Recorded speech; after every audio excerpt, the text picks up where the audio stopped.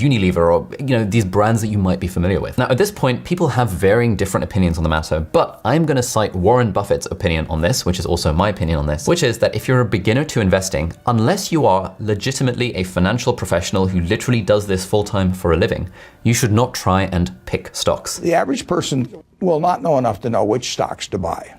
They won't know enough to know when to buy them, but they don't have to, because if they can buy all of America through an index fund. Because realistically, you and me, we're not really going to have an insight into, oh, I reckon Apple's going to do really well because whatever, or I reckon Disney's going to do really well because whatever. There are literally financial professionals whose full-time day job it is to do that kind of analysis. And even then, they don't get it right a lot of the time. And so what you can instead do is, instead of worrying about stock picking, what you should do, probably, not financial advice, lol, is invest in an index fund. And that begs the question, what the hell is an index fund? Well, an index fund is a fund, and a fund is a basket, like a group of stocks and shares, or other things, but stocks and shares, for example. And the index component means that this fund tracks a particular stock market index. For example, in the US, there is a really famous index fund called the S&P 500. And this is basically the top 500 biggest companies in the US. And you can see here, these are the components of the S&P 500 right now. So Apple makes up 6.4% of the S&P 500 because it's a big company. Then we've got Microsoft, Amazon, Alphabet, which is Google, Berkshire Hathaway, which is Warren Buffett's company, Alphabet, Class C, which is also Google, Nvidia, Tesla, ExxonMobil. You might be familiar with quite a lot of these companies. But if we scroll all the way down to the 500th company, we've got, I don't know, Ralph Lauren and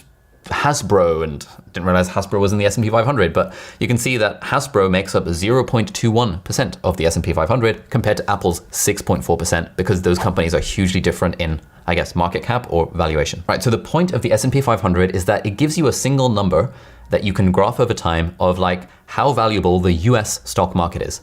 Because to be honest, most of the value of the US stock market is in these 500 companies. And so if the value of these 500 companies is slowly increasing over time, which it generally does, that means the US stock market is doing well and these companies are doing well and life is all good. If, for example, you're in a recession where the stock market is going down, or if, for example, COVID has just become a thing and the stock market has gone down, that means that collectively people have decided that the value of these stocks is lower than it once was. And so the graph will go down in those moments. So what does this all mean for you and me as normal retail investors? Well, basically what it means is we can invest in an index fund. So let's say I put $1,000 into the S&P 500 index fund. That's very good because it means that my $1,000 is now split between 500 of these companies. And crucially, it's split based on the weighting in the S&P 500. So of my $1,000 that I've just put into the S&P 500, 6.4% would be in Apple stock. And so now I own $64 worth of Apple stock.